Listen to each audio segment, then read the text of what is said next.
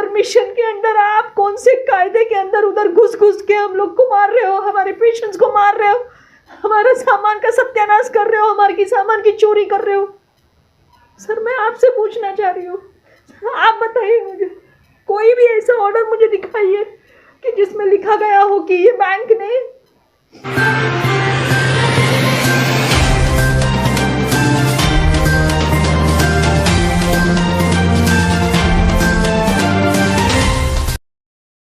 नमस्कार, मैं पूजा पांडे।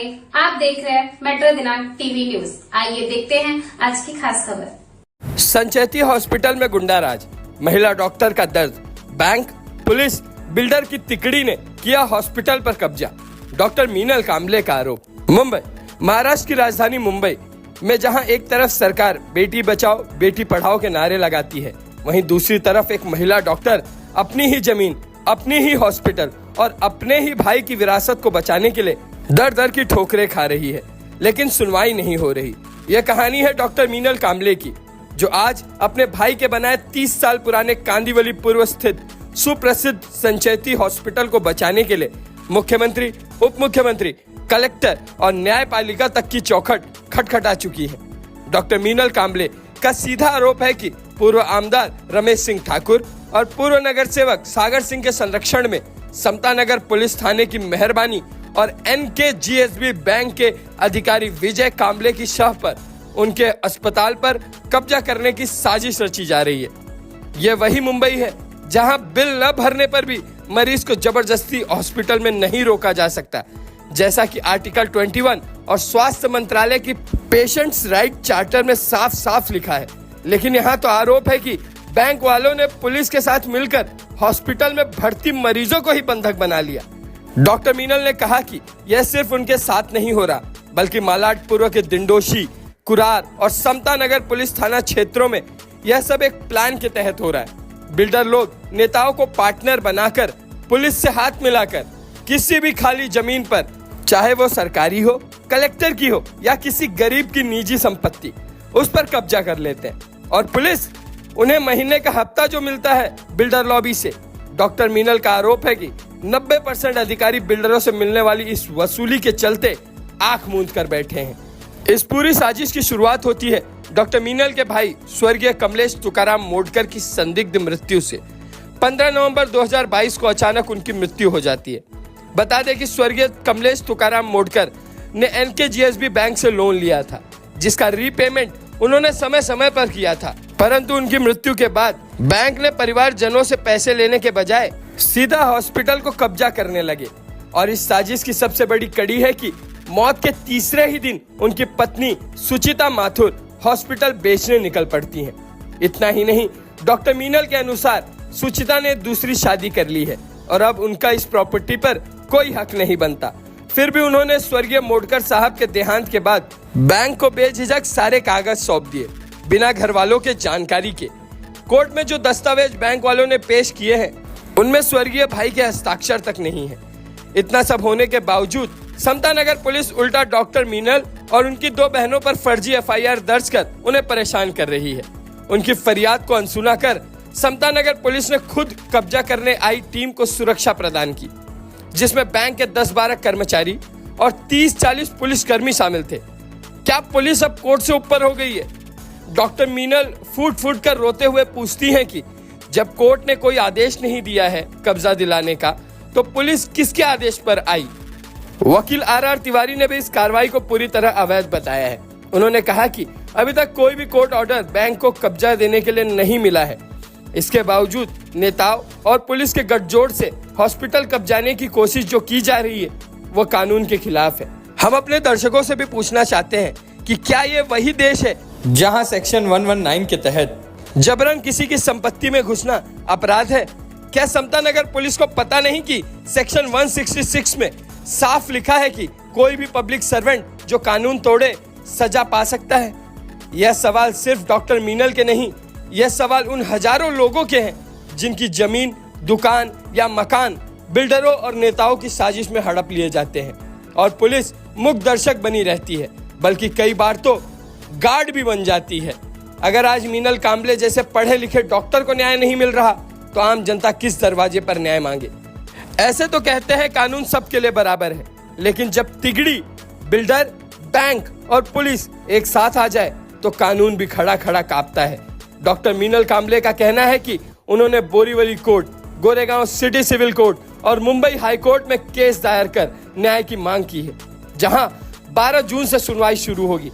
हालांकि डॉक्टर मीनल कांबले द्वारा स्थानीय पूर्व आमदार रमेश सिंह ठाकुर और पूर्व नगर सेवक सागर सिंह पर लगाए आरोपों को देखते हुए हमने इस मुद्दे पर उनकी प्रतिक्रिया भी लेनी चाहिए, परंतु संपर्क नहीं हो सका। आज अगर न्याय नहीं मिला तो कल हर डॉक्टर, हर महिला, हर आम आदमी डरेगा कि कहीं कोई उनका घर, हॉस्पिटल, जमीन सब कुछ ना छीन ले और पुलिस सिर्फ देखती रहे। अब आइए देखते हैं मेट्रो दिनांक टीवी न्यूज पर इस मामले में डॉक्टर मीनल कांबले, उनके वकील advocate R Tiwari, doctor Meenal Kamble के परिजन सहित हॉस्पिटल स्टाफ और पेशेंट ने क्या कुछ कहा इस रिपोर्ट में। नमस्कार दर्शकों, जैसा कि मैं बताना चाहता हूं कि कांदिवली का संचेती हॉस्पिटल है, जो बहुत चर्चित हॉस्पिटल था, सुप्रसिद्ध हॉस्पिटल था, जो कई वर्षों से बहुत वहाँ पे अच्छे इलाज हुआ करता था। वहाँ पे छोटे से लेके बड़े लोगों को भी इलाज होता था और लोग वहाँ पे स्वस्थ होकर के आया करते थे। मगर कुछ ही दिन, एक महीना, लगभग एक महीना का ऐसा मामला आ गया है जिस पे वहाँ पे पुलिस के संरक्षण में और बैंक वाले आते हैं, ताला लगाते हैं तो कभी ताला तोड़ते हैं, इस तरह के मामले, ये गंभीर आरोप जो संचेती हॉस्पिटल के डॉक्टर मीनल कांबले जी हैं, उन्होंने एक गंभीर आरोप लगाया है कि इस तरह से मेरे साथ में व्यवहार किया जा रहा है। और उनके बगल में डॉक्टर आर तिवारी जी है, जो उनके वकील है, जो कोर्ट में मामला चल रहा है, उस पर उनसे मैं चर्चा करूंगा। इसके पहले मैं डॉक्टर मीनल कांबले से मैं बात करना चाहता हूं कि मामला क्या है, कैसे है, क्यों लोग उस हॉस्पिटल, जब आपका दावा है, आपका कब्जा है, तो ताला वहां पे क्यों लगाया जा रहा है और क्यों तोड़ा जा रहा है, क्या वजह है? डॉक्टर साहब नमस्कार, क्या कुछ कहना चाहते हैं? और जब आपका हॉस्पिटल है तो क्यों ताला तोड़ा जा रहा है, क्यों लगाया, क्या वजह है? शुरू से आप बताइए। नमस्कार सर, ये हॉस्पिटल संचेती हॉस्पिटल, ये हमारे फैमिली प्रॉपर्टी का हॉस्पिटल है। इसको 30 साल पहले बनाया गया था। 97 से हॉस्पिटल रनिंग है। इसके हॉस्पिटल देखने वाले हमारे बड़े भाई साहब थे, जो हॉस्पिटल शुरुआत से देख रहे थे। जब भी हम लोग पढ़ रहे थे, मैं और मेरी बड़ी बहन। अभी ऐसा माजरा हुआ कि बड़े भाई है, वही हॉस्पिटल देख रहे हैं, वही फैमिली प्रॉपर्टी संभाल ले रहे हैं, तो हम लोग ने कभी भी उसमें इंटरवीन नहीं किया। इसके बाद में ऐसा मामला आया कि उनकी 15 नवंबर 2022 को सडन सस्पिशियस डेथ हो गई। उनकी जो कंडीशन में सस्पिशियस डेथ हुई है, उसका भी हम लोग ने पुलिस में लिखित में ये दिया है कि इसका इन्वेस्टिगेशन हो, लेकिन उसका इन्वेस्टिगेशन नहीं हुआ। और आश्चर्य की बात ऐसी है कि हॉस्पिटल भाई साहब के जाने के तीसरे दिन उनकी जो वाइफ थी सुचेता माथुर, उसने तीसरे दिन ये हॉस्पिटल बेचने के लिए निकाला, जो हम लोग के लिए शॉकिंग था। जो थोड़े दिन के बाद, हम लोग को तुरंत नहीं समझा, लेकिन थोड़े दिन के बाद हम लोग को इसकी जानकारी हुई। तभी हम लोग ने NKGSB बैंक, जिसमें भाई साहब ने ये हॉस्पिटल के लिए कर्जा लिया था 2.23 करोड़ का, इसको हम लोग ने कांटेक्ट किया, बार बार कांटेक्ट किया, लिखा पढ़ी में कांटेक्ट किया कि ये हॉस्पिटल के अगेंस्ट जो कुछ भी आपके पास पेपर है या दूसरा कुछ है या कोई बैंकों के और कर्जे है, वो हम लोग को बताइए। इसमें डिटेल इन्फॉर्मेशन हम लोग के पास ऐसी आई कि 2019-20 में कोरोना चालू था। 19-20 में कोरोना चालू था, तो कोरोना ख़त्म हुआ अप्रैल 21 में। तभी तक भाई साहब की मिल्कियत अराउंड, जो ग्रॉस इनकम था वो 40 करोड़ का था। उसमें का 20 करोड़ खर्चे में गया, क्योंकि वो टाइम पे सब दवाई, ऑक्सीजन वगैरह सब महंगा था। 20 करोड़ में से समझो 10 करोड़ उनके खर्चे में और कोई चले गए, तो 10 करोड़ बचे। वो 10 करोड़ होते हुए भी, और वो टाइम पे उनके अकाउंट पे कर्जा खाली 3.5 करोड़ का था। वो टाइम पे 10 करोड़ और 3.5 करोड़ में 6.5 करोड़ का गैप है, जो कि बहुत जास्ती है। वो गैप होते हुए भी भाई साहब ने 14 करोड़ का और कर्जा निकाला। अप्रैल 21 से लेके अगस्त 22 तक 14 करोड़ के कर्जे में से वो पैसा कहाँ गया है, उसका कोई हिसाब नहीं है।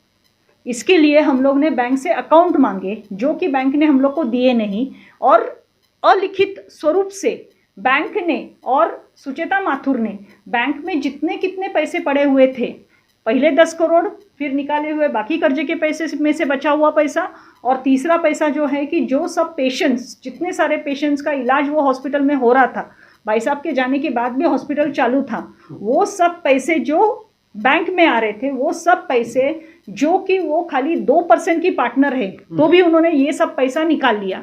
पैसा निकालते वक्त बैंक ने हम लोग को पूछा नहीं, उसकी जानकारी भी नहीं दी, करके हम लोग ने कोर्ट में केस फाइल किया। कोर्ट में केस फाइल करने के बाद कि हम लोग को हिसाब दो, वो टाइम पे बैंक ने जब्ती की कार्रवाई चालू की यह हॉस्पिटल के ऊपर। यह हॉस्पिटल के ऊपर जब जब्ती की कार्रवाई चालू की, तभी हम लोग ने कोर्ट में, डीआरटी कोर्ट में ये फाइलिंग स्वरूप में दिया। डीआरटी कोर्ट ने हम लोग के सब मेरिट्स के पॉइंट्स लिए, कि जो कि हम लोग के पास लिखित में सर्टिफिकेट है कि ये हमारी प्रॉपर्टी है। दूसरा है कि संचेती हॉस्पिटल प्राइवेट लिमिटेड, जो नाम से ये प्रॉपर्टी का रजिस्ट्रेशन उन्होंने करवाया था, वो टाइटल सर्टिफिकेट सोसाइटी रजिस्ट्रार ने जनवरी 2024 में कैंसिल किया है, जिसका एक्नॉलेजमेंट ऑलरेडी हम लोग ने बैंक को देते हुए भी बैंक ने बहुत सारे फैक्ट्स कोर्ट से छुपाए हैं।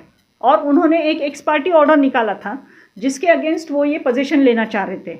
अभी ये पोजीशन उन्होंने 4 बार लेने की कोशिश की, चारों बार उनको पोजीशन मिला नहीं।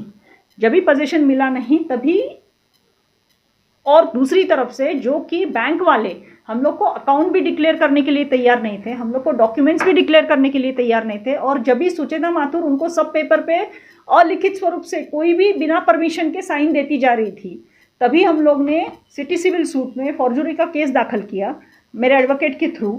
दाखिल करने के बाद उसमें 3 बार प्रेसिपी रिजेक्ट होने के बाद फिर हम लोग ने हाईकोर्ट में उसका स्वरूप दिया। हाईकोर्ट में जिस दिन हम लोग गए, उस दिन 20 तारीख को हाईकोर्ट में सुनवाई थी। कौन सा 20 तारीख? 20 मार्च को कोर्ट में सुनवाई थी। 20 मार्च को जब भी सुनवाई थी, तो मैटर किक बैक में रखा गया 2:30 को। 12 बजे, 12:30 बजे बैंक वालों, 12:40 को बैंक वालों ने बोला कि हम लोग आ रहे हैं, बैंक वाले। और उसके साथ में सर आश्चर्य की बात है, 30 से 40 पुलिस वाले, 30 to 40 पुलिस वाले, जब भी ऑर्डर में सीएमएम की ऑर्डर भी देखी जाए, इसका लिखित स्वरूप करके, जो कि एक्सपायर हो चुकी है, वो 90 डेज की ऑर्डर थी, ये लोग करीब करीब 8 महीना उसको चला रहे हैं। तो ये ऑर्डर के हिसाब से 3 पुलिस वाले चाहिए थे, 3 की जगह से 30 से 40 पुलिस वाले आए। उन्होंने अंदर जितने 7 या 8 पेशेंट्स थे, वो पेशेंट्स को खींच के बाहर निकाला, जो सरफेसी एक्ट अलाउ नहीं करता है। निकालने के बाद फिर उन्होंने बोला कि हम लोग का पोजीशन है। वही चीज़ दोपहर को 2:30 को उनके एडवोकेट मेधा राणे, इसने ये इन्फॉर्म किया कि हम लोग ने पोजीशन ले लिया। तभी हाईकोर्ट ने, जमादार साहब थे, जमादार साहब ने ये बात बोला कि आप पोजीशन कैसा ले सकते हो जब भी आपका नोटिस ऑफ मोशन का हियरिंग पेंडिंग है। और सर, मेरे पास जजमेंट्स है सुप्रीम कोर्ट के कि जो बताते हैं कि जब भी notice of motion hearing pending हुए, तभी आप पोजीशन नहीं ले सकते हो। और वो लिया हुआ भी पोजीशन वैलिड नहीं माना जाता है कायदे के स्वरूप से। तो भी इन्होंने बोला, तो जमादार साहब वॉज वेरी करेक्ट कि सेइंग दैट कि आप पोजीशन की क्या बात कर रहे हो, पहले आप नोटिस ऑफ मोशन का हियरिंग रखो। वो हियरिंग के लिए उन्होंने 2:30 का टाइम दिया था। दूसरे दिन 2:30 को हम लोग का हियरिंग हुआ नहीं, हम लोग का हियरिंग हुआ 4:30 को, क्योंकि उनकी एडवोकेट प्रेजेंट नहीं थी और जज ने हम लोग को अटेंड नहीं किया। 21 तारीख को जब भी हम लोग का हियरिंग हुआ, तभी जज साहिबा थी मोनिका अरलांड, उन्होंने मांगा कि आपके पास पोजीशन के स्वरूप क्या है, पोजीशन के स्वरूप में सबूत क्या है। बैंक वाले सबूत नहीं दे सके, तो उन्होंने बोला कि 4 दिन का हम लोग को टाइम दो। तभी मोनिका अरलांड मैडम भी बहुत करेक्ट थी, जब भी उन्होंने बताया कि आपके पास सबूत नहीं है तो आप बोलते कैसे हो पोजीशन है करके। तो हमारे वकील ने बोला, मैडम पोजीशन हम लोग का है, हमारे पेशेंट्स वहाँ पे एडमिट हो रहे हैं, तो आप उनको 4 दिन के बाद सबूत देना है तो देने दीजिए। 29 तारीख कौन? 2025? 29 मार्च को, हम लोग ये मार्च की बात कर रहे हैं अभी। 20 मार्च को पोजीशन का मैटर हुआ हाईकोर्ट में, 21 मार्च को सुनवाई हुई। 24 सन बताइए ना मैडम, 2025 क्या? 25, हाँ 2025, यही साल का 27 मार्च। 24 मार्च को सुनवाई थी। 24 मार्च को उन्होंने दाखिल करना था उनका जवाब सबूत के स्वरूप से, सबूत के स्वरूप से उन्होंने दाखिल नहीं किया। 27 मार्च को उन्होंने वो सबूत दाखिल किए, जिसमें कोई भी सबूत नहीं था। तो हम लोग को रिजॉइंडर फाइल करने को बोला। ये सर, जो हम लोग ने केस दाखिल किया वो है, ये हाईकोर्ट में जो हम लोग ने पिटीशन दाखिल किया था वो है, बराबर है। ये इसके बाद में जो उन्होंने दाखिल किया था रिप्लाई, जो उनके सबूत के रिप्लाई थे, ये सबूत के रिप्लाई में उन्होंने खुद मेंशन किया कि हम लोग पोजीशन नहीं ले सके। पैरा नंबर 15 में उन्होंने खुद से मेंशन किया है। दूसरा है कि उन्होंने जो कुछ भी डॉक्यूमेंट्स मेंशन किए हैं, वो डॉक्यूमेंट्स पे कहा भी मेरे भाई साहब की साइन नहीं है। तीसरा है कि उन्होंने जो पंचनामा का पेपर मेंशन किया है, वो पंचनामा का पेपर सर 3 माले का हॉस्पिटल जिसमें आईसीयू कैथ लैब से सब कुछ है, वो पंचनामा कॉपी में सर इस तरह से उन्होंने खाली 3 सेंटेंस में उसका पंचनामा लिखा है।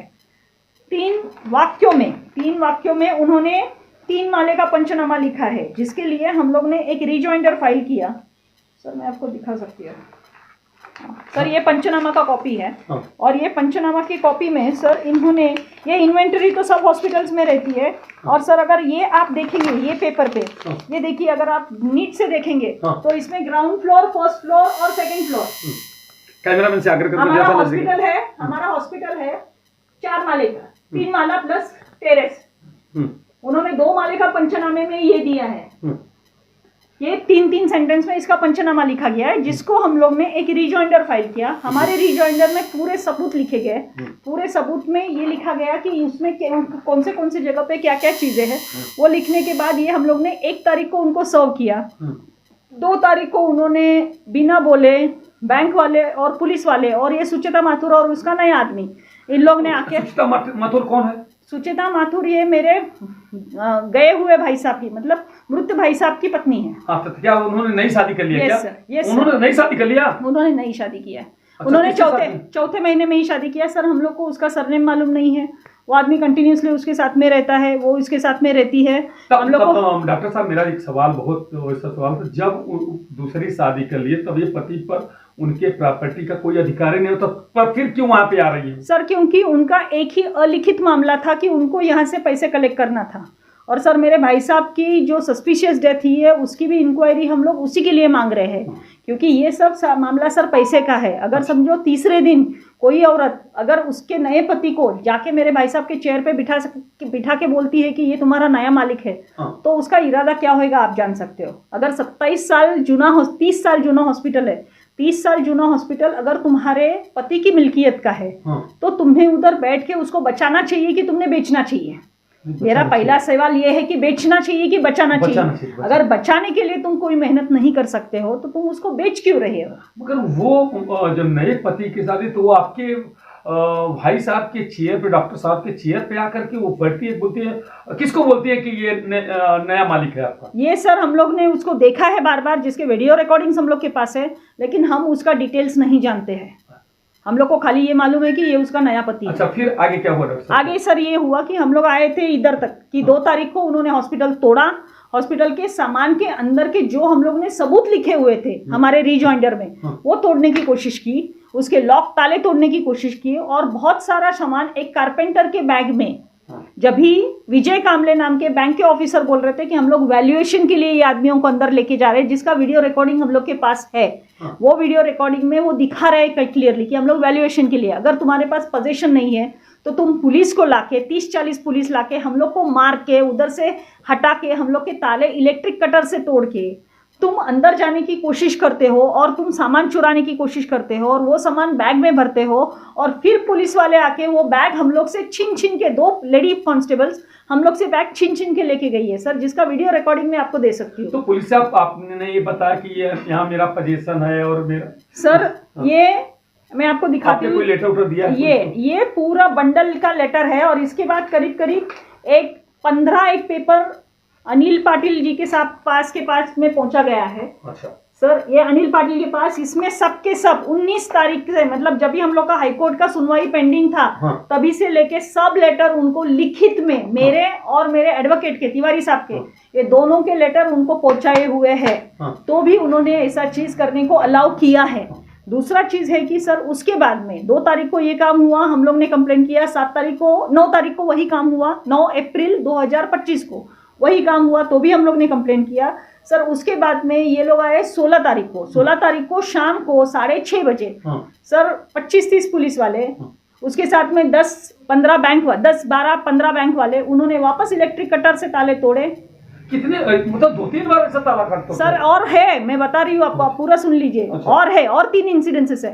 ताला तोड़ा, ताला तोड़ते वक्त हम लोग के जितने के सारे लोग अंदर थे, क्योंकि हॉस्पिटल चालू था तभी, तो बाहर निकाले, और सर अंदर गए बाहर आए, अंदर गए बाहर आए, अंदर से हॉस्पिटल लॉक कर दिया, और फिर उसके बाद में सर वो लोग बाहर निकले। वो टाइम पे अनिल पाटिल साहब, जो कि इधर के सीनियर है, वो बाहर हॉस्पिटल के बाहर खड़ा रह के बैंक वालों की रखवाली कर रहे थे कि हम लोग उनको वहाँ से हटाने की कोशिश नहीं करें। सर आप सोचिए, इस घटना में ऐसा हुआ कि एक पेशेंट, एक आया भाई और एक उसके सगे वाले अंदर रह गए, जो कि 3 दिन के लिए अंदर थे। हम लोग ने वो टाइम पे उनका इलाज चल रहा था, पेशेंट और रिलेटिव का इलाज चल रहा था, और आया भाई उसको पैड देने के लिए गई थी करके, आया भाई फर्स्ट फ्लोर पे थी, और इन लोग ने नीचे से, मीन्स अनिल पाटिल साहब को क्या उसमें स्पेशल इंटरेस्ट है या दूसरा कुछ है या उनके सीनियर्स को इंटरेस्ट है, मुझे मालूम नहीं है सर, लेकिन ये चीज़ के लिए हम लोग को अरेस्ट करने की कोशिश की गई 16 तारीख को भी। वो टाइम पे हम लोग ने बोला कि अंदर पेशेंट्स हैं, तो भी वो रुके नहीं, वो वहाँ से निकल गए। बाहर उन्होंने 15 बाउंसर लगा दिए, 15 बाउंसर लगा दिए सर।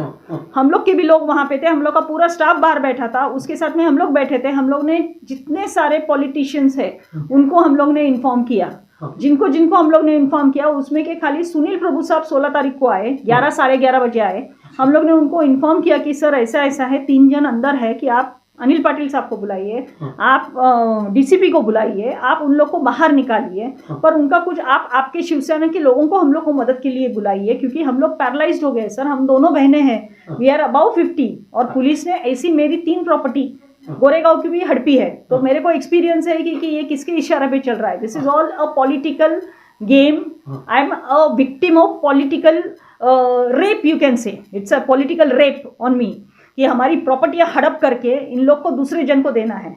तो ये सिलसिले में मैंने रात को 2:30 बजे 16 तारीख को मैं उद्धव ठाकरे जी के रेसिडेंस पे गई। उधर से हम लोग को हकाला गया, बोला कि कल सवेरे आओ। फिर उसके बाद में मैंने राज ठाकरे के रेसिडेंस पे गई, उधर से हम लोग को निकाला गया सर। उसके बाद में दूसरे दिन एबीपी माजा के रिपोर्टर हम लोग के पास आए, उन्होंने न्यूज़ पब्लिश किया। पब्लिश करने के बाद वो न्यूज़ खाली एक ही दिन टीवी पे थी, उसके बाद उसको निकाला गया।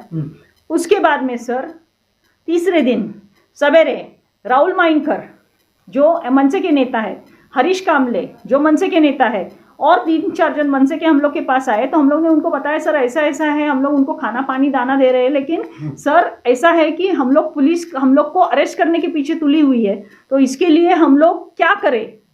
तो फिर उन्होंने पुलिस स्टेशन फ़ोन किया, उन्होंने पुलिस स्टेशन को समझाया कि आप बैंक वालों को बुलाओ, वो पेशेंट का मैडम को इलाज करने दो, ऐसा ऐसा है।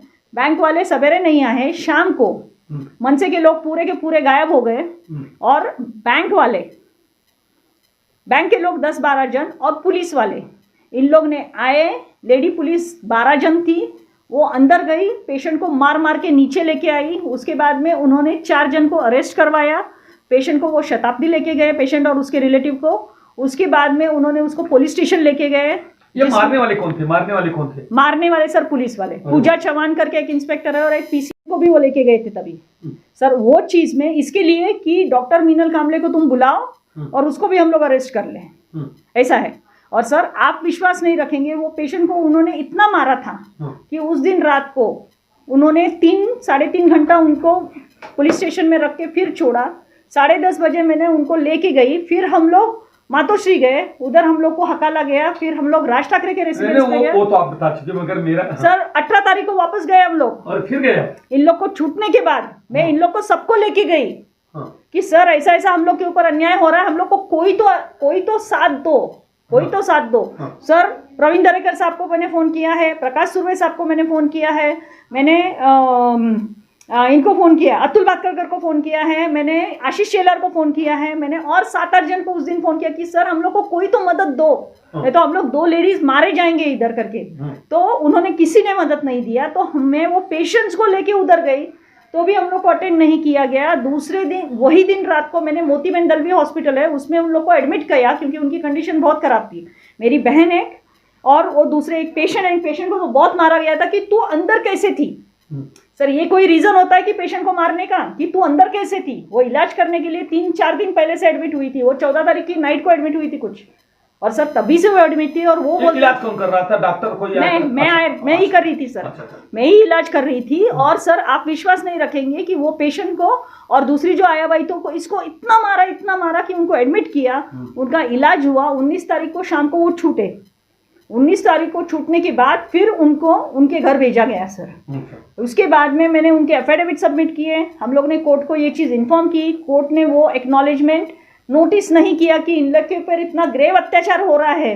तो मुझे एड इंटरिम रिलीफ जो डॉक्टर साहब ने मांगा था फर्स्ट डे, जो हाईकोर्ट ने बोला था कि इनको रिलीफ दो करके, वो रिलीफ उन्होंने दिया नहीं है। अभी तक भी हम लोग को रिलीफ मिला नहीं है वो कोर्ट से। करके हम लोग ने सर ट्रांसफर एप्लीकेशन सबमिट किया, ट्रांसफर एप्लीकेशन मांगा कि ये कोर्ट में हम लोग का केस, हम लोग को ट्रांसफर एप्लीकेशन चाहिए करके हम लोग ने ट्रांसफर एप्लीकेशन सबमिट किया। ट्रांसफर एप्लीकेशन को भी मेरे वकील साहब ने 5 बार बोलने के बाद भी रिजेक्ट किया गया। एग्जिबिट 8 इज रिजेक्टेड करके, जिसका ऑर्डर कॉपी भी मैं आपको दिखा सकती हूँ। उसके बाद में सर ये जो हम लोग के साथ इंसिडेंस हुआ, उसके बाद वापस एक बार उन्होंने हॉस्पिटल तोड़ा, उसके लिए भी हम लोग ने एडिशनल एफिडेविट सबमिट किया। उन्होंने जो बाउंसर बिठाए थे वो हॉस्पिटल को आग लगाने की कोशिश कर रहे थे, उसका भी हम लोग ने एफिडेविट सबमिट किया, पुलिस को इन्फॉर्म किया, हम लोग को रिलीफ नहीं मिला। सर आज ऐसी बात हुई है कि उसके बाद में बैंक वालों ने जबरदस्ती ये हॉस्पिटल बेचने के लिए है करके खोटा पब्लिकेशन छाप दिया। कभी ये मेरे ख्याल से 5 दिन पहले छापा है सर। अच्छा। 5 दिन पहले छापा है। आज सवेरे 11 बजे बैंक वाले 10-12 बैंक वाले सर पत्थर से वो लोग ताला तोड़ रहे हैं हमारे हॉस्पिटल का। ताले हम लोग के लगे हुए हैं, पोजीशन हम लोग के पास में है। पत्थर से सर अगर आप क्लेम करते हो कि पोजीशन हम लोग के पास में है, तो पत्थर से ताला तोड़ने का क्या मतलब होता है, जिसका वीडियो शूटिंग मेरे पास है सर। ठीक है, मुझे आपको वीडियो शूटिंग देंगे ना? हाँ सर, मैं दूंगी ना, क्यों नहीं दूंगी। वो तोड़े हैं। उसके बाद में हम लोग 100 नंबर को फोन करते हैं सर, 40-45 मिनट कोई नहीं आता है। 40 फिर मैंने मेन कंट्रोल को फोन किया, जो सर पहले बार भी हुआ है वही अभी चीज हो रहा है। मेन कंट्रोल को फोन करने के बाद कोई नहीं आता है। फिर एक इंस्पेक्टर दुदले, वो is very famous for putting false FIRs, वो आती है। वो आने के बाद फिर सर हम लोग थोड़े से डर जाते हैं, क्योंकि उसने ऑलरेडी हम लोग के ऊपर 2 बार बहुत अत्याचार किए, दुदले, पूजा चौहान और मोरे, ये तीनों ने। और ये तीनों की वजह से फिर हम लोग ने उधर से थोड़ा सा हमारी वकील की राय लेने के लिए थोड़ी देर के लिए निकल गए। सर अभी भी हॉस्पिटल हम लोग के पोजीशन में है सर। हॉस्पिटल पोजीशन में होते हुए भी खाली पुलिस की मदद लेके ये इतना अत्याचार हो रहा है। तो सर कोई पॉलिटिकल, आज भी मैंने प्रवीण दरेकर साहब को फोन किया। मेरा एक सवाल है कि हाँ? आप कई लोगों का नाम ले रहे हैं, इसमें किसका हाथ बताया जा सकता है? कैसा कुछ लोगों का ऐसा आपको सर इसमें स्ट्रिक्टली हाथ जो फर्स्ट हम लोग को सब जगह से जो समझ रहा है, हाँ। सर ये मैं डायरेक्टली नहीं बोल रही हूँ। अच्छा। मुझे हर एक जन जो इन्फॉर्मेशन, जैसे आपकी रिपोर्टर है, अच्छा। आप 10 लोगों का बात सुनते हो, हाँ। उसकी तहकीकात करते हो, हाँ। कि सच्ची में क्या है, हाँ। करके हम लोग को ये बताया जा रहा है कि सागर सिंह, अच्छा। जो कि यहाँ के कॉर्पोरेटर थे पहले के, अच्छा। और उनके पिता रमेश सिंह, जो आमदार है, जो आमदार थे, है नहीं सर, जो आमदार थे उनका ये हाथ है।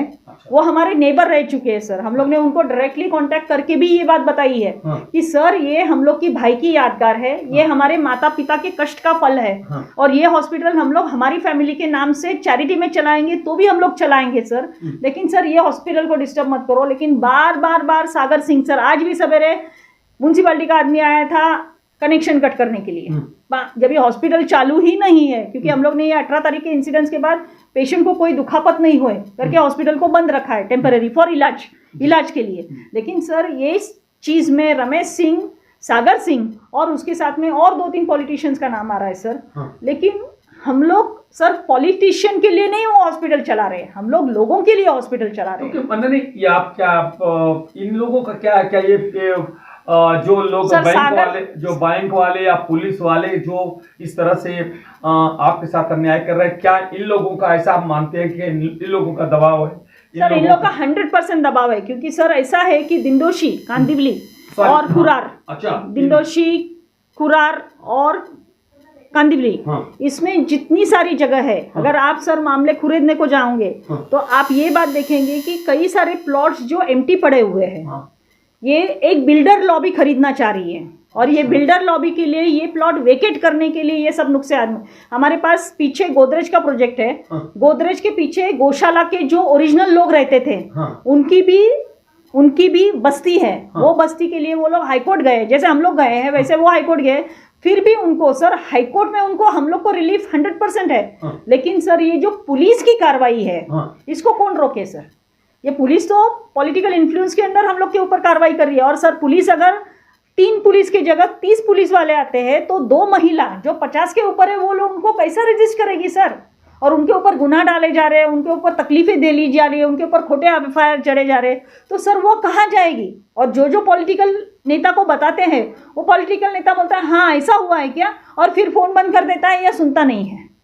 इससे साफ जाहिर होता है कि कहीं ना कहीं इन लोगों का हाथ। हाँ सर 100% नहीं, मैं आपको 1000% लिखा के देती हूँ। इनफैक्ट मैं ये भी दावा करना चाहती हूँ कि मेरे और मेरी बहन को कुछ तकलीफ हुए तो सर मैं ये जाहिर करती हूँ कि ये पुलिस का छल और ये लोकल पॉलिटिशियन की छल की वजह से हो रहा है। सर आज की तारीख में बैंक ने अगर उनका कर्जा बाकी था, मेरे 3 क्वेश्चन है सर लोगों से, सबसे जो कोई भी सुन रहा है उससे मेरे 3 क्वेश्चन है। अगर समझो बैंक के पास में मेरे भाई साहब के अकाउंट में काफ़ी पैसा पड़ा हुआ था तो उसमें से उन्होंने कर्जे का पैसा पहले क्यों नहीं निकाला? हम लोग पैसे को क्लेम नहीं कर रहे हैं, हम लोग क्या बोल रहे हैं, आपके पैसे पहले निकाल लेते थे, बाकी जो दूसरे बैंकों के पैसे थे उनके भी उनको दे देते थे, उसमें अगर कोई पैसा कम पड़ता था तो हम लोग को बोलते थे, हम लोग उनके पैसे अदा करते थे, क्योंकि ये मैंने भाई साहब ने लिया हुआ। दूसरा चीज़ है कि ये सुचेता माथुर जो फैकल्टी है, ये सुचेता माथुर का कोई भी हक न होते हुए भी ये सब उधर की क्रिमिनल एक्टिविटीज़ में और सिविल एक्टिविटीज़ में किस हकीकत से इन्वॉल्व है, जो कि उसका दूसरा शादी करने के बाद इधर का हक खत्म हो गया। कंपनी में वो 2% की डायरेक्टर थी तो 2% के डायरेक्टर को कोई भी अधिकार नहीं है सर, लिखा पढ़ी में कोई अधिकार नहीं है, आपको पैसा निकालने में कोई अधिकार नहीं है, आपको कोई भी साइनिंग अथॉरिटी नहीं है। तो आपको बैंक को ये कंसल्ट करना चाहिए था कि इसकी दूसरी फैमिली कौन है। तीसरी है कि हम लोग we are the official legal heirs of this property, उसको पुलिस कैसे डिनाई कर सकती है और हम लोग के खिलाफ खोटे एफआईआर कैसे दाखिल कर सकती है। और चौथा मेरा कहना ये है कि अगर पुलिस ये सब कुछ कर रही है तो हम लोग कोर्ट में तो एक एक सबूत जमा कर रहे हैं, कोर्ट में सुनवाई होगी, उसका रिजल्ट आएगा। आपको विश्वास है कि कोर्ट में न्याय मिलेगा आपको? 100% सर मिलेगा। आप हाई कोर्ट जा रहे हैं? हाँ, हम लोग हाई कोर्ट में भी है, हम लोग सिटी सिविल कोर्ट में भी। सर ये प्रॉपर्टी के अगेंस्ट DRT 2 कोर्ट में मामला चालू है, DR80 कोर्ट में मामला चालू है sir, metropolitan magistrate court Borivali में इसमें मामले दर्ज है sir, city civil court Dindoshi में इसके मामले दर्ज हैं सर, हाई कोर्ट में इसके खिलाफ मामले सिविल सूट दाखिल है, क्रिमिनल सूट दाखिल है सर। और कौन से मामले हो सकते हैं? और अगर समझो बैंक इतना गलत कर रही है तो बैंक को पुलिस वाले क्यों सपोर्ट कर रहे हैं? सर आप ये बात समझिए कि police, extra police force is a weapon. ये एक्स्ट्रा पुलिस फोर्स, ये शस्त्र वापर के, ये मेरा ही प्लॉट नहीं सर, कांदिवली, कुरार और दिंडोशी के कई सारे प्लॉट वेकेट किए जा रहे हैं, ये बिल्डर लॉबी के लिए वेकेट करके जा रहे हैं। और सर इसमें हम लोग फंस गए हैं। और हमारा हॉस्पिटल सर 30 साल पुराना है। मैं सबको पूछती हूँ, म्यूनसिपालिटी को पूछती हूँ, इधर के कलेक्टर को पूछती हूँ, इधर के चीफ मिनिस्टर को पूछती हूँ, इधर के मिनिस्टर को पूछती हूँ, जो आमदार हम लोग के पीछे लगा है रमेश सिंह, उसको भी पूछती हूँ। अरे जब कोरोना चालू था और मेरे भाई साहब ने खुद की जान के ऊपर 100 पेशेंट एक टाइम पे एडमिट किए, तभी क्यों तूने एक्स्ट्रा पुलिस फोर्स नहीं भेजा ये हॉस्पिटल बंद करने के लिए? ये हॉस्पिटल जब इतने सारे लोगों को जीवदान दे चुका है, तभी तूने बंद क्यों नहीं करवाया? अभी तुझे प्लॉट खाली चाहिए बिल्डर के लिए कि तू हम लोग के ऊपर ज्यादती कर रहा है। और इधर के पुलिस के ऑफिसर्स को पूछती हूँ कि कोर्ट की पोजीशन नहीं है, कोर्ट ने तुमको परमिशन नहीं दिया है पोजीशन का, ना ही कोर्ट ने तुमको ये दाखिल करने को दिया है कि उधर एक्स्ट्रा पुलिस फोर्स भेजो। तो कौन से परमिशन के अंदर आप, कौन से कायदे के अंदर उधर घुस के हम लोग को मार रहे हो, हमारे पेशेंट्स को मार रहे हो, हमारा सामान का सत्यानाश कर रहे हो, हमारे सामान की चोरी कर रहे हो? सर मैं आपसे पूछना चाह रही हूँ, आप बताइए मुझे कोई भी ऐसा ऑर्डर मुझे दिखाइए कि जिसमें लिखा गया हो कि ये बैंक ने पोजीशन लिया है और ये बैंक को अधिकार है ये प्रॉपर्टी का। ऐसा कोई जब आपको अपील पुलिस आती होगी तो दिखाती होगी कि कुछ नहीं दिखा रही है सर, कुछ नहीं दिखा रही है। नहीं सर, कोई दिखा नहीं रहे। मैं आपको 4 या 5 लेटर दिखाती हूँ जो मेरे वकील साहब ने दिया और मैंने खुद दिए हैं कि हम लोग को डॉक्यूमेंट्स दो, ऑफिशियल डॉक्यूमेंट्स दो जिसमें लिखा गया है कि इन लोग का पोजीशन है, वो भी देने को तैयार नहीं है।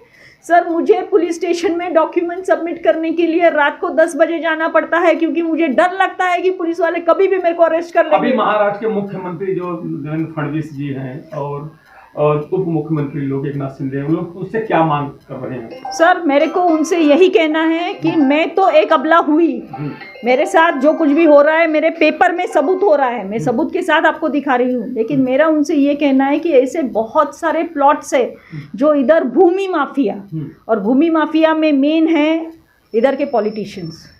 सर मैं उनको निवेदन करती हूँ कि इसमें वो खुद के तरीके से एक बोलते हैं ना ध्यान दे, क्योंकि फडणवीस साहब बहुत ऑनेस्ट है, उप मुख्यमंत्री बहुत ऑनेस्ट है, अगर उन्होंने ध्यान दिया तो ये पुलिस वालों का इतना हिम्मत नहीं होएगा सर, या पॉलिटिशियंस का इतना हिम्मत नहीं होएगा।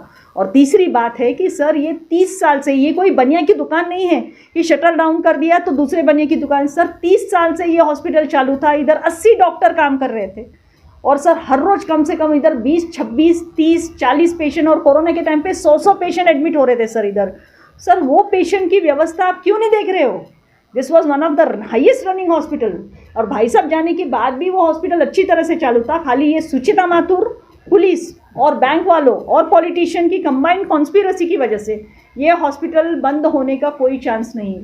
सर मेरे को 100% नहीं, मैं 1000% आपको बोल सकती हूँ, कोर्ट हम लोग को इसमें राहत देगा, क्योंकि हम लोग सच के रास्ते पे हैं। पूरा शुरू से लेकर लास्ट तक संचेती हॉस्पिटल के बारे में उन्होंने जानकारी दी, यहाँ तक उन्होंने पूरा अपना पक्ष रखते लास्ट में भावुक हो गए, भावुक होकर के उनकी आंख से आंसू टपरे। लास्ट में सबसे बड़ी दुखदायी बात है कि जिस तरह से उन्होंने राजनीतिक नेताओं के ऊपर गंभीर आरोप लगाते रमेश सिंह ठाकुर जो पूर्व आमदार हैं, उनके बेटे जो पूर्व नगर सेवक सागर सिंह के ऊपर उन्होंने गंभीर आरोप लगाया है कि इन लोगों के संरक्षण में या इन लोगों के सहयोग से जिस तरह से क्षमता नगर पुलिस हमको परेशान करे, मेरे बहन को परेशान, फर्जी जो मामले दर्ज किए जा रहे हैं, ये सब उनका संरक्षण प्राप्त है। जिस तरह से एक अपनी भाभी पे, जो पूर्व भाभी हम बोलेंगे, पूर्व भाभी दूसरे से शादी कर लिया, तो मैं पूर्व भाभी के ऊपर भी उन्होंने गंभीर आरोप लगाया है कि उनका अभी यहाँ कुछ लेना देना नहीं, उसके बावजूद भी वो बैंक के कर्मचारियों अधिकारियों से मिल करके और ये नेताओं से मिल करके ये सब हॉस्पिटल को कब्जा कराने में अहम भूमिका निभा रहे हैं। आइए हम जानने की कोशिश करते हैं कि जो उनके वकील हैं आर तिवारी, जो हाईकोर्ट के वकील हैं, उनसे हम जानने की कोशिश करते हैं क्या मामला है, कुछ कहेंगे किस तरह से मामला है, अभी कैसा मामला चल रहा है, कैसा न्याय मिलेगा कि नहीं। एक्चुअली न्याय तो इनको कोर्ट से ही मिलेगा, हाँ। अदरवाइज तो दूसरी जगह से कहाँ से न्याय मिलेगा। कारण क्या है कि इनके जो भाई हैं वो मर गए 2022 में, उसके पहले बैंक ने कोई भी प्रोसीडिंग नहीं चालू किया था, मरने के बाद प्रोसीडिंग चालू किया और उसमें ये लोगों का नाम नहीं है, कहीं भी इनके खिलाफ कोई आर्डर नहीं है, पोजीशन में ये लोग बैठे हैं, इनके खिलाफ बिना कोई आर्डर के पोजीशन इनसे लिया जा रहा है। इसलिए इनको ऐसा लगा कि जो सारी प्रोसीडिंग हुई है वो फर्जी और नलिटी वाइड है, तो इसी आधार पे इसी चीज़ को लेकर ये डिंडोसी कोर्ट में, सिटी सिविल कोर्ट में सूट फाइल किए हैं और जिसकी हियरिंग जो है हाई कोर्ट ने डायरेक्शन दिया कि जल्दी से जल्दी हो, और वो मैटर अभी 12 जून को लगा हुआ, चूँकि ग्रीष्म अवकाश हुआ है तो उसका फ़ायदा लेते हुए जो पुलिसकर्मी हैं या फिर लोकल लोग हैं इनको हैरान कर रहे हैं, वो चीज़ नहीं होनी चाहिए। न्याय व्यवस्था पे इनका भरोसा है, हम लोग कोशिश करेंगे कि हमको न्याय मिले। मगर वो वकील साहब जिस तरह से पुलिस प्रशासन इस तरह से उनके ऊपर फर्जी मामले दर्ज कर रही है, जिस तरह से क्या उन लोगों के खिलाफ भी आप में सूट फाइल करेंगे, उनके ऊपर भी कार्रवाई से अपील करेंगे या मांग करेंगे? देखो कानून से जो हो सकता है उतना हम कोशिश करेंगे, बाकी हमारे पास तो जो कानून से होगा उतना ही कर सकते हैं। जैसे कि उन्होंने डॉक्टर साहब ने कहा कि मैं उनके खिलाफ मैं कोर्ट में भी जा रही हूँ कि जिस तरह से ये लोग मुझे हरेसमेंट किए, जिस तरह से फर्जी मामले दर्ज किए और हमें परेशान करने की कोशिश किया, ऐसे लोगों के ऊपर भी कुछ करेंगे? हाँ, ये अपना कंप्लेन की है, उसमें पुलिस का पावर बनता है कि पुलिस उनके खिलाफ कार्रवाई करे। अगर पुलिस कार्रवाई नहीं करेगी तो ये क्रिमिनल वकीलों का सहारा लेके जो है उनके खिलाफ जो है। अच्छा डॉक्टर साहब, मेरा सवाल है कि जिस तरह से जिस तरह से सिविल कोर्ट में आपका मामला चल रहा है, हाई कोर्ट में जा रहा है क्रिमिनल, अभी क्या आपने क्रिमिनल कोर्ट में उन पुलिस वालों के अगेंस्ट या जो कोई सूट फाइल करने वाले या कंप्लेंट करने वाले हैं क्या? सर फाइल हो गया है, सूट हो गया, उनके खिलाफ फाइल सूट हो गया। आपको चाहिए तो मैं कॉपी दिखा सकती हूँ उसकी। उनकी हो गया, मतलब आपने उन लोगों को खिलाफ भी सूट फाइल कर दिया है सर हम लोग ने। अच्छा, लास्ट मेरा क्वेश्चन है, क्या आप जिस तरह से आप अभी जून में मामला चल रहा है, वो आप इतने दिन से आपको प्रैक्टिस हो गया है, क्या जिस तरह से इनके साथ में पुलिस और लोगों का प्रशासन का दुर्व्यवहार हुआ, कैसा लगता है कि आपकी अनुभव के हिसाब से कि जो सही है गलत, वो अपना अनुभव से किसी भी मतलब ईमानदार आदमी के साथ ऐसा नहीं होना चाहिए। लोगों को इनको कोऑपरेट करना चाहिए, क्योंकि संस्था जो ये चला रहे हैं वो हॉस्पिटल है, लोगों को वहाँ भला होता है, लोग ट्रीटमेंट पाते हैं। एक हॉस्पिटल खुल नहीं पाता, गवर्नमेंट इतनी व्यवस्था कर नहीं पाती, तो गवर्नमेंट को भी इनको सपोर्ट करना चाहिए। और इस तरह से जो गैरकानूनी चीज़ें हो रही हैं उसको पुलिस को भी इनके खिलाफ मतलब इनके फेवर में एक्शन लेना चाहिए।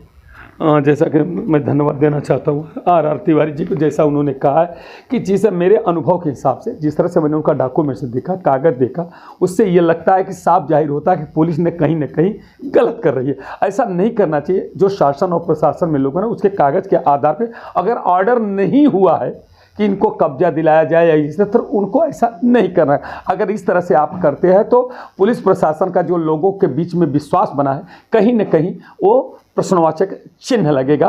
और कहीं न कहीं जिस तरह से डॉक्टर साहब भी कोर्ट में, क्रिमिनल कोर्ट में गए हैं, तो उस पर एक न एक दंडात्मक कार्रवाई जरूर होगी, ऐसा। अब हम दर्शकों में बताना चाहता हूँ, इसका मैं जो गंभीर आरोप डॉक्टर साहब ने लगाया है, मैं इस पर सागर सिंह और पूर्व आमदार रमेश सिंह ठाकुर से भी मैं संपर्क करने की, उनका भी बयान लेने की कोशिश करूँगा। अच्छा वकील साहब, जिस तरह से आपने, जब आप उनके वकील हैं, वो आपने उनका भी कागज पढ़ा, उनका जिस तरह से उन्होंने जब रिप्लाई फाइल किया होगा, तो रिप्लाई में उन्होंने ऐसा क्या बताया है क्या कि मेरा पोजीशन है या किसका पोजीशन है, उन्होंने कुछ बताया है क्या? ऐसा पुलिस को क्या बताया? रिप्लाई में उन्होंने खुद ही ये बात एडमिट किया हुआ है कि उनका पोजीशन नहीं है और पोजीशन वो ले नहीं सके, इसलिए कि उनको पुलिस बराबर मिली नहीं। लेकिन आप देख रहे हो सिचुएशन को कि कई पुलिस जा रही है और वो ताबा तो भी नहीं पाए हैं, फिर भी वो जो है डिस्प्यूट क्लियर नहीं किए और ये बताने में मतलब सक्षम नहीं हो गए कि उनका ताबा है। ठीक है, इसीलिए बार बार उनका पोजीशन क्लेम करने के लिए इनके साथ जो है गलत काम हो रहा है। मगर जिस तरह से क्या कोर्ट में कई ऐसे कागज में दिखाए हैं क्या कि मेरा पोजीशन नहीं है? उन्होंने पहला जो 14K है उसमें लिखा है कि the defendant could not succeeded in taking possession of the secured asset for want of police assistance and thereafter the defendant has made 2 attempts which were also failed for want of police assistance. ठीक है, इस तरह से उन्होंने उनके ही reply में बोला हुआ है। दूसरा क्या है कि जो सिचुएशन है उसके हिसाब से उनको जो कोर्ट ने ऑर्डर दिया वो कोर्ट को जाके वापस से बोलना चाहिए कि हाँ हमको एग्जीक्यूशन में तकलीफ आ रही, तो वो कोर्ट वापस से ऑर्डर पास करेगी, फिर वो एग्जीक्यूशन के लिए जा सकते हैं। वही सिमिलर ऑर्डर पे वो बार बार इस तरह से एग्जीक्यूशन पे नहीं कर सकते। मगर ऑर्डर ऐसा नहीं दिया है कि जाकर के आप पोजीशन लीजिए, ताला तोड़िए, इस तरह से ऐसा कोई ऑर्डर नहीं दिया है। दूसरा क्या है कि जब सिविल प्रोसीडिंग इनिशिएट हो गई तो उनको क्या न्याय व्यवस्था पे भरोसा नहीं, वो इंतजार क्यों नहीं करना चाहते हैं? कोर्ट का ऑर्डर आने दें, तब इसके बाद जो भी कार्यवाही, प्रॉपर्टी तो वही है, कहीं जाने वाली नहीं ना। लेकिन वो ऐसा इसलिए कर रहे हैं कि उनको किसी भी तरह बाई हुक और क्रुक पोजीशन लेके और इनको बेदखल करना है, इसलिए। हाँ, तो पुलिस का ये काम नहीं होता। पोजीशन लेना जो है कोर्ट के ऑर्डर से होता है और कोर्ट के ऑर्डर से ही पोजीशन मिलता है, पोजीशन जाता है। मगर इस तरह से कंडम ऑफ कोर्ट, इस तरह से मामला चल रहा है तो कंडम ऑफ कोर्ट हो सकता है। वो जो भी होगा कानून से वो हम लोग देखेंगे। हाँ, कोर्ट के ऑर्डर के हिसाब से ही जाएंगे। कि इस तरह से जो संचैती हॉस्पिटल का मामला है, जो हॉस्पिटल में पेशेंट एडमिट थी जिसको पुलिस ने मारते हुए और लेके आई है पुलिस थाने में, उनकी बहन, पीड़िता की बहन है। आइए हम उनसे जानने की कोशिश करते हैं क्या मामला है। आपका नाम क्या है? मेरा नाम फरीदा खान है। और मेरी बहन एडमिट थी दवाखाने में सन सिटी में, उनका मिस कैरिज हो गया है, तो मतलब उन्होंने लेडीज़ पुलिस आके उनको मार के लेके गई है दवाखाने से। और उनका कोई इशू नहीं था ऐसा तो, लेकिन उनको नहीं मारना चाहिए लेडीज़ को। वो मेरी बहन प्रेग्नेंट है, वो ऐसा मार के लेके जा रही है, ये कोई उनका वो नहीं है बना मारने का, किसी को अलाउड नहीं है लेडीज़ को मारने का ऐसा। लेकिन उनकी गलत बातें हैं, आप इंक्वायरी कीजिए उनके ऊपर मैडम, और कोशिश कीजिए कि आप उनको ज़रा बाहर निकालिए मैडम। वो बहुत परेशान है और वो बीमार भी है, उनको तकलीफ़ हो रहा है। वो मुझे कॉल किए तो मैं अभी कॉल करके उठा के आई हूँ, लेकिन वो मुझे मिल नहीं रहे। कौन सी चौकी में लेके गए, आप ज़रा पता लगाइए कि वो किधर है मैडम। अच्छा, ठीक है। आप ये मांग करते हैं कि जो आपकी बहन को मारा पीटा उसको पुलिस ऑफिसर के और महिला कांस्टेबल जो भी मारा है हाँ। उनके ऊपर कानूनी कार्रवाई होनी चाहिए? हाँ होनी चाहिए सर, क्यों नहीं होनी चाहिए। लेडीज़ के ऊपर हाथ उठाना अलाउड नहीं है, और वो प्रेग्नेंट है, उनका मिसकैरेज हो गया है, वो उनको अभी दवाखाने में एडमिट किया है, प्रॉब्लम हो गया है, तो वो उनको मार के लेके जा रही है। ये गलत बात है। हमको किसी ने फ़ोन करके बोला है कि उनकी आपकी सिस्टर को मार के लेके जा रहे हैं। अब दवाखाना अचानक से बंद हो गया, वो अंदर ही रह गई, और हम आए तो हमको अंदर जाने दे रहे नहीं है। वो बोल रहे बैंक का सील लग गया है, वो लग गया है। मैंने डॉक्टर से भी बात किया तो डॉक्टर बोले कि आप टेंशन मत लो, आपकी सिस्टर को कुछ नहीं होगा। लेकिन ऐसा मारना किसी को अच्छी बात नहीं है। आप लोग ज़रा इंक्वायरी कीजिए सर लोग उनके ऊपर, ठीक है, और पुलिस वाले पे भी इंक्वायरी कीजिए आप लोग, ठीक है। सरकार से आप मांग करते हैं कि उनके ऊपर कानूनी कार्रवाई करनी चाहिए सर, ज़रूर करनी चाहिए। वो तो आपका अधिकार है हम लोग का, वो अधिकार कोई नहीं छीन सकता हमसे, ठीक है। गरीब लोग हैं तो इसका मतलब ये नहीं कि किसी को मार तोड़ के इंसान को लेके जाए हो दवाखाने में, ये गलत बात है। वो प्रेग्नेंट है तो इसका मतलब ये नहीं कि आप हाथ उठाए मारे तोड़े, ये गलत बात है। आपको इंक्वायरी करना चाहिए सर। आप ज़रा आपसे रिक्वेस्ट है कि हम लोग के लिए इंक्वायरी कीजिए आप उनसे, ठीक है। हमारी बहन को हक दिलाइए उनका, ठीक है। ताई आप क्या कुछ कहना थे? जो मामला हुआ वो क्या हुआ, जरा सब उसको बताएं। मैं डॉक्टर के पास काम कर रही हूँ, मीनल के पास। आपका नाम क्या है? मेरा नाम कविता है। हाँ। मैं कविता भंडारी। अच्छा। मैं उनके पास काम कर रही हूँ 2 साल से। उन्होंने मुझे बोला अपना हॉस्पिटल बंद है, उधर बैठो, बैंक वाले आते सील करते। हम लोग वहाँ बैठे थे, पेशेंट अंदर था। सुबह पुलिस आए थे ताला तोड़ने के लिए, पर पुलिस ने नहीं, मनसे वाले ने भी नहीं साथ दिया। मनसे वाले आके पुलिस को सपोर्ट करके, बैंक वाले को सपोर्ट करके, और मीनल 2 बहन है, उम्र वाली है, उनका सपोर्ट नहीं किया, खाली पुलिस और बैंक वाले का सपोर्ट किया। मगर सपोर्ट क्यों नहीं किया, क्या वजह हो सकता है? उन पैसे खाए रह गए, पैसे का रहेगा खेल भाई, क्योंकि पैसे के सिवाय कुछ नहीं होता है। ऐसा कैसा पुलिस आके लेडीज़ लोग को मारने का अधिकार ही नहीं है। लेडीज़ कुछ बोली, हाँ ये प्रेग्नेंट पेशेंट आया था, उसको छुड़ा रही थी एक लेडीज़, उसको कुत्ते कैसे मारते लेके गए चौकी में। पुलिस ने कुत्ते की तरह मारा? हाँ, सुला के, और जेंट्स पुलिस बोलते मारो मारो मारो करके। ये अच्छा, आपको भी कुछ उसने वो लोगों ने कहा? हम लोग को बोला मारे गए करके डंडे से, बोले मार के तो दिखा रास्ते पे। अच्छा, ये मामला क्यों चल रहा है? ये किसका मामला है, क्यों ऐसा चल रहा है? वो बैंक का और ये मैडम का उनका मैटर है। वो बोलते हैं कि मैं लोन ली, मैंने नहीं ली, मेरे भाई ने लिया, पर मेरे पूरा प्रूफ दिखाओ, मैं लोन पेड करने के लिए तैयार है, और बैंक प्रूफ कुछ नहीं दिखा रही और डायरेक्ट कब्जा करने आ रही। ये आप मानती हैं कि जो पुलिस प्रशासन या बैंक कर रही है वो गलत कर रही है? फुल गलत कर रही है, फुल, क्योंकि 2 उम्र वाली औरत लोगों को इतना सताना अच्छी बात नहीं है। देखिए, जिसके यहाँ संचैती में पिताई काम करती हैं, उन्होंने बताया कि जिस तरह से एक पेशेंट एडमिट रहती है और पुलिस, और वो भी प्रेग्नेंट औरत लेडीज़ है, जैसे कि वो अभी ये पीड़िता की बहन बता रही कि किस तरह से वनिता फरीदा बता रही है कि हमारी बहन के साथ में जिस तरह से इतनी बुरी तरह पीट करके पुलिस ने बंद कर दिया है। अब ये सबसे बड़ी बात है कि कोई भी अगर गुनाह है, कुछ भी है, तो उसको बाकायदे उठा करके लेके जाया जा सकता है, और उसके बाद बाकायदे अब ये पूछना है, अभी हम पुलिस प्रशासन से बात करेंगे कि क्यों आपने, क्या कोई कोर्ट का ऑर्डर था क्या कि आप ज़बरदस्ती खाली करें? कोई ऐसा आपको अधिकार क्षेत्र कहाँ से मिला, किसने दिया, क्यों किया, इसका पूरा जानकारी हम बैंक वालों से और यहाँ के जो पुलिस प्रशासन है उनसे भी जानकारी लेने की कोशिश करूँगा कि क्यों ऐसा। एक जो सुप्रसिद्ध एक बैंक थी और सुप्रसिद्ध एक हॉस्पिटल थी, हॉस्पिटल पे बैंक का मैं मानता हूँ, जैसा कि डॉक्टर मिनल ने कहा कि लोन था, मेरे भाई ने लोन लिया था, मगर उनका कहना ये है कि लोन मेरे भाई ने लिया था, जितना लिया था वो कितना लिया है उसका मुझे पूरा डिटेल दीजिए। अगर जितना मेरे भाई ने भरा होगा तो ठीक है, नहीं भरा होगा तो वो पैसा मैं भरने के लिए तैयार हूँ, मगर बैंक वाले क्यों नहीं दे रहे हैं? जैसा कि अभी डॉक्टर में आरोप लगाया कि उसमें उनकी भाभी की मिली भगत है, भाभी उसमें बैंक वालों से मिली है, पुलिस प्रशासन से मिल गई है, जिसकी वजह से मिल करके आज जिस तरह से डॉक्टर के परिवार को मारा गया, पीटा गया, और पुलिस प्रशासन, एक सबसे बड़ी दुखद बात है कि जो पेशेंट तो एक बोलते हैं भगवान के सरीखा होता है, अगर डॉक्टर आए उसको आप डिस्चार्ज कर देते, जैसा डॉक्टर मिनल बोल रही थी कि मैं बोला कि अगर 2 दिन आप रुक जाइए, इसका इलाज हो जाए, आपको मैं बता दूंगे, आप आके ताला लगा देना, मगर नहीं माने। अगर ठीक है, मारने की क्या ज़रूरत थी, पेशेंट को मारने की क्या ज़रूरत है? ये कहाँ से संविधान में लिखा है कि एक तड़पती एक प्रेग्नेंट औरत अगर एडमिट है तो लेडीज़ पुलिस आकर के इस तरह से पिटाई करती है कि जैसा कि अभी उस हॉस्पिटल में काम करने वाली ताई ने बताया है कि कुत्ते की तरह पिटाई कर रहे थे, लात घूसे से पिटाई करते हैं। ये बहुत ही गलत है। अगर ऐसा हुआ है तो इसकी जांच का विषय है, जांच होनी चाहिए। और संबंधित लोग से मेरी और इस चैनल के माध्यम से मैं शासन प्रशासन से मांग करता हूं कि जांच किया जाए और जांच में जो भी दोषी हो उनके ऊपर कानूनी कार्रवाई होनी चाहिए। जय हिंद, जय महाराष्ट्र।